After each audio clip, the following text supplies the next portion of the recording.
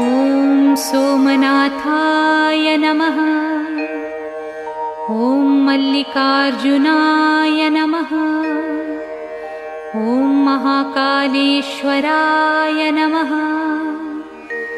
ॐ ओंकारेश्वराय नमः। ॐ वैद्यनाथाय नमः। ॐ भीमशंकराय नमः।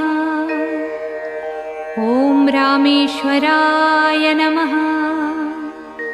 ॐ नागेश्वराय नमः। ॐ विश्वेश्वराय नमः।